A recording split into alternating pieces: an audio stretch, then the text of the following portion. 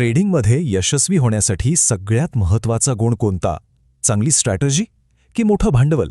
नाही, खरं उत्तर यापेक्षा खूप सोपं आहे आणि ते म्हणजे सातत्य. विशेषतः आपल्यासारख्या भारतीय रिटेल ट्रेडर्ससाठी, जे बाजारात नवीन आहेत, त्यांच्यासाठी कन्सिस्टन्सी हाच यशाचा एकमेव मार्ग आहे. आपल्यापैकी अनेकांना असं वाटतं की बस एक मोठा, आयुष्य बदलून टाकणारा ट्रेड मिळावा आणि एका रात्रीत सगळं काही सेट व्हावं, नाही का? हे स्वप्न पाहणं खूप स्वाभाविक आहे, पण यात एक मोठा धोका दडलेला आहे, ज्याबद्दल आज आपण बोलणार आहोत. चला तर मग याच मोठ्या नफ्याच्या कल्पनेबद्दल किंवा खरं सांगायचं तर या गैरसमजाबद्दल जरा बोलूया. कारण हेच ते मिथक आहे जे अनेक नवीन ट्रेडर्सना अपयशाच्या दरीत ढकलतं. आता इथे बघा, दोन दृष्टिकोनांमधला फरक किती स्पष्ट आहे. एकीकडे आहे नवखा ट्रेडर. तो काय करतो? झटपट नफ्याच्या मागे धावतो, गरजेपेक्षा जास्त जोखीम घेतो आणि सतत भावनिक ताणाखाली असतो. या उलट दुसरीकडे आहे एक व्यावसायिक ट्रेडर, जो एका स्थिर प्रक्रियेचं पालन करतो, सातत्यपूर्ण निकालावर लक्ष ठेवतो आणि एकदम शिस्तबद्ध असतो. हाच तर फरक आहे जुगार आणि खरा व्यवसायातला. मग व्यावसायिक ट्रेडर्सचं असं काय रहस्य आहे? ते असं काय वेगळं करतात की ते यशस्वी होतात? चला, यावरचा पडदा उचलूया. ही गोष्ट तर आपण लहानपणापासून ऐकली आहे, ससा आणि कासवाची. ट्रेडिंगचं पण अगदी तसंच आहे. ही 100 मीटरची स्प्रिंट नाहीये, ही एक मॅरेथॉन आहे.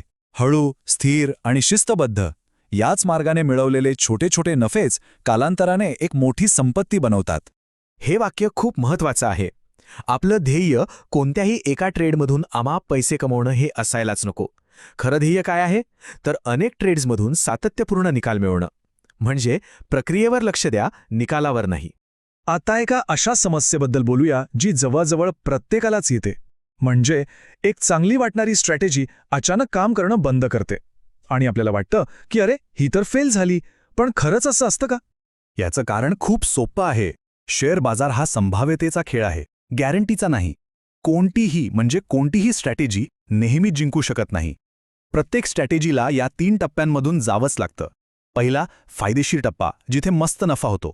दुसरा साईडवेज टप्पा, जिथे गाडी जागेवर चढकल्यासारखं वाटतं, थोडा नफा थोडा तोटा. आणि तिसरा ड्रॉडाऊन टप्पा, जिथे नुकसान होतं. हा चार्ट बघा. हा जो मधला सपाट भाग दिसतोय ना, यालाच म्हणतात साईडवेज फेज. या काळात छोटे नफे होतात, छोटे तोटे होतात आणि आपलं अकाउंट फारसं पुढे सरकत नाही. हे पाहून निराश व्हायचं काहीच कारण नाही. खरं तर हा एका यशस्वी स्ट्रॅटेजीच्या प्रवासाचा एक नॉर्मल, अगदी सामान्य भाग आहे. आणि इथेच अनेक जण मोठी चूक करतात. बघा काय होतं, स्ट्रॅटेजी साईडवेज फेजमध्ये जाते आणि आपला विश्वास उडू लागतो. आपल्याला वाटतं की सिस्टमच खराब झालीये. मग आपण काय करतो? आपण एका नवीन, आकर्षक वाटणाऱ्या स्ट्रॅटेजीच्या मागे धावतो आणि गंमत बघा, आपण जशी जुनी स्ट्रॅटेजी सोडतो तीच पुन्हा नफा द्यायला सुरुवात करते.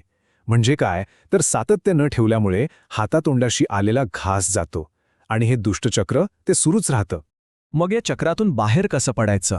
एक यशस्वी ट्रेडर बनण्याचा खरा मार्ग कोणता आहे? चला, तेच पाहूया. यशस्वी होण्याचा मार्ग या 4 सोप्या पायऱ्यांमध्ये दडलाय. पहिली पायरी, अशी स्ट्रॅटेजी शोधा जिला एक स्टॅटिस्टिकल एज आहे, म्हणजे सोप्या भाषेत जी दीर्घकाळात तोट्यापेक्षा जास्त नफा देण्याची शक्यता ठेवते. दुसरी पायरी, त्यातली जोखीम आणि परतावा नीट समजून घ्या. तिसरी पायरी, योग्य रिस्क मॅनेजमेंट वापरा. हे खूप महत्त्वाचं आहे. आणि चौथी, सगळ्यात महत्त्वाची पायरी, त्या स्ट्रॅटेजीला सातत्याने फॉलो करा, अगदी कठीण काळात सुद्धा. तर सगळ्यात महत्त्वाची गोष्ट काय? खरं ध्येय आहे एका शिस्तबद्ध प्रक्रियेचं पालन करणं. आपल्या स्ट्रॅटेजीला पुरेशा ट्रेड्सवर काम करण्याची संधी द्या. तेव्हाच तिचा खरा फायदा दिसून येईल. लक्षात ठेवा, संयम आणि शिस्त हेच यशाचे खरे मंत्र आहेत. तर मग जाता जाता प्रत्येकाने स्वतःला एक प्रामाणिक प्रश्न विचारायला हवा. मी एक सिस्टम तयार करतोय की फक्त जुगार खेळतोय? या प्रश्नाचं उत्तरच ठरवेल की ट्रेडिंगमध्ये आपलं भविष्य काय असेल. जर तुम्ही तुमच्या आयुष्याबद्दल गंभीर असाल आणि ऑप्शन्स ट्रेडिंग शिकू इच्छित असाल, तर आजच संपर्क करून संपूर्ण माहिती नक्की घ्या.